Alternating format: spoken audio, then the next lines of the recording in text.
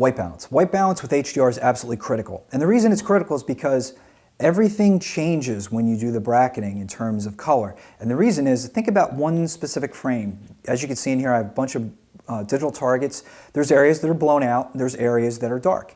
And in a scene, and the way a digital sensor works, where there's very little data and it's black, there's very little color. And ditto, when it clips, there's very little color.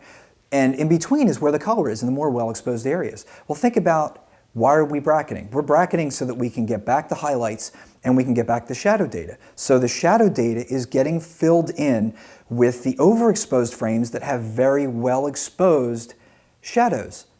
But those well-exposed, I'm calling it well-exposed, it's actually probably one of the overexposed frames that's getting the shadows well-exposed, now have lots of color.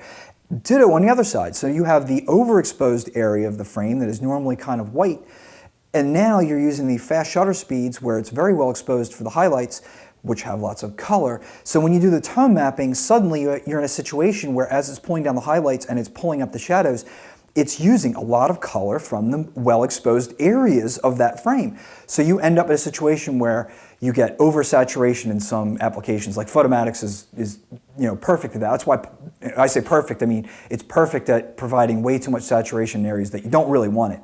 HDR Expose, as a different example, is very good at, as you ramp up and down in luminosity, it is properly adjusting and changing internally with the code, so it's not oversaturating your shadows, ditto on your highlights. So some applications handle this very well, some handle it very poorly, some in between. But it's very important to understand that from the beginning, because in many cases you're going to end up in a situation where light sources and Kelvin sources that look, they're a little bit of a problem, become a really big problem when you're doing HDR. So that's the reason why you see so many digital targets out here. I have a color checker, Greta Macbeth color checkers. I've got 2 of them sitting out here. I do not camera calibrate using these. This is just simply to have them out in frame and have points that I can use to use the white balance tool, or to just be able to do white balance using hue shifts, etc. Also out here is a 24-inch digital calibration target, photovisionvideo.com. There's various ones that are out there, BH Photo, Adorama. You can just put in white balance tools, digital target tools. I think it'll pull up various ones. Now, these aren't cheap. Obviously, I, over a period of time, just kind of picked them up. I think these are 60 or 70 a piece, the color checkers. But the reason I have them is because I want to put them in problem areas, in areas with different light sources. So I have kind of a shadowed area right here that has, it's in between the lights. Got that one right there. This one's here, it's probably exposed well on one frame, but not on the other. But it's got the kitchen light source. Over here I have just kind of like the bounce that's happening. There's probably some light bouncing off of the cabinet, so you're gonna have a little bit of orange to it. Then a totally different light source over here. And sometimes I don't even have enough digital targets for the room, so I will have to actually take extra frames and move them a second time to the other problem areas. Like maybe there's a window and there's light spilling off of here and it's blue light, so the windows spill. So I'll take one of these and I will actually lay it down so that from the frame, on the fast shutter speeds, it'll actually be very well exposed, and then I can get a better color sampling right there at that point. Now, another good point to make is that if you're going to place these and you're concerned about the color on the surface, then obviously put the white points, if you're using a color checker, to the bottom so that you can do the color sampling where it is bouncing, the light is bouncing off of that source and hitting it. The floors, I'll do that occasionally. Sometimes I'll put it against cabinets. Generally, I do it in areas where I see that there's bulbs that are going to affect adversely a specific area. Then the reason why this works really well is because things like Lightroom and other applications, you can, on the raw frame, paintbrush and change color. A lot of them don't have a white balance setting, but you can actually change the color a little bit. So a little bit more orange, yellow, red. If something's a little too green, you can add magenta to it. And this is very, very critical because now all of a sudden you're in a situation where you can first white balance your camera. So you would take the digital target, put it out here, white balance your target, your camera to that one setting. So now your camera is set on a white balance setting, and you can tripod it and then get everything set, frame it up properly, take an entire bracket with all these sitting out here, remove them, then take the other bracket. Nothing has changed with shutter speed, so you take the exact same bracket with them in frame, without them in frame. So now you're in a situation where either in Lightroom, Aperture, etc., you can do those adjustments, and more importantly, in order to get a good white balance setting or to do adjustments in a specific area, you want to actually be able to look at a well-exposed image for that area. So you're going to be using a longer shutter speed to white balance and to make sure the color is correct in this area than here, where you're going to have to use one of the faster shutter speeds from the bracket that you took. Ditto. So you're in a situation where each one of these areas you can actually brush in and get color or saturation brought down or up properly to match the rest of the frame, copy it to one of the bracketed images that doesn't have the color balance tools in it, and then you do that for each area, for each problem area. Because it could be that the whole room is perfect. It's all tungsten, you don't have to do this.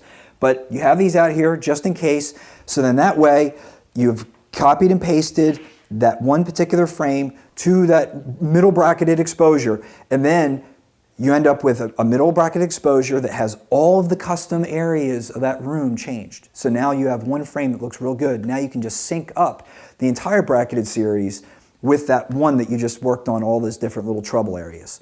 Now you've got a situation where you're as good as you possibly can get, and then you make all your other adjustments that you would, chromatic aberration, lens correction, etc., and then you can go out to NFuse as one example, or you could go out to TIFFs and then use, if you bracketed very, very tight, like 1/3 of an EV or 2/3 of an EV, you could actually export out to TIFFs and then use those to merge to HDR if you wanted to go that route. Now, another reason why I use the white balance tools, the digital targets, excuse me, is because I may use, like, let's say HDR expose, where I merge to HDR, but I'm actually merging to HDR using all of these in frame, doing all the adjustments for and this is the key too, for luminosity, because they have a dynamic range adjustment that's in there. That's a tool that you just choose a color. It looks like a color picker, but basically you're just choosing one gray point in the scene, and it automatically dynamic range maps the scene. About 20 to 25% of the time, it nails the scene, and you don't have to do almost anything else for that particular scene. So I always use that as a first, line of defense, and I'll check to see it. And if not, then maybe sometimes it gets me kind of close and I have to make all the other adjustments, which I'll show in a different tutorial.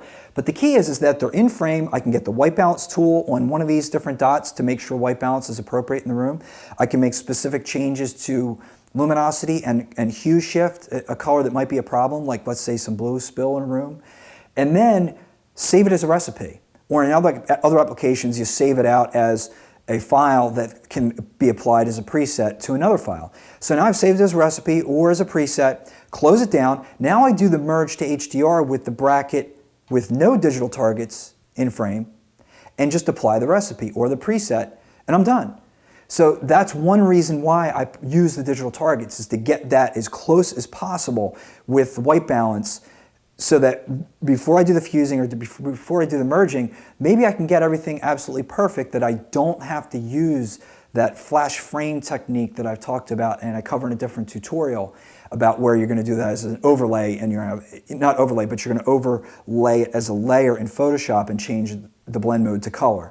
So sometimes you can actually forget that entirely if you use this particular workflow with the digital targets. Now, if I'm in a rush and I come into a scene, and for whatever reason, like maybe there's people outside of a window in a distance, and I know they're going to be walking down the pathway and right across the kitchen window, so I will sometimes do it in reverse. So I will white balance the camera first, take the white balance camera and put it on the tripod, and then I will shoot the regular bracket.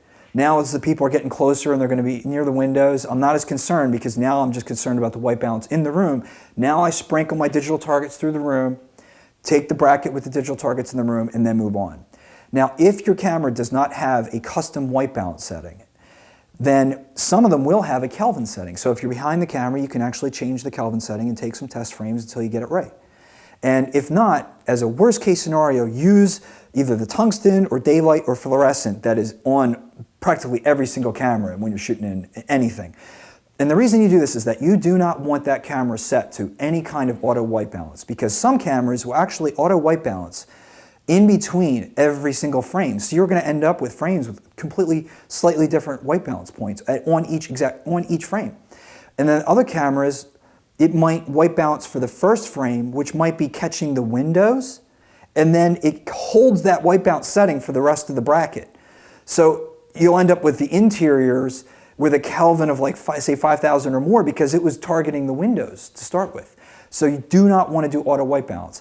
And the reason it is a killer is that if you use applications like Photomatics or Nik Software's HDR Effects Pro and others, there's only a warmth slider. So you are completely hosed if you don't get white balance fairly close from the get-go. And that's the reason why you want to do this as a workflow, and then that way your post work becomes so much cleaner.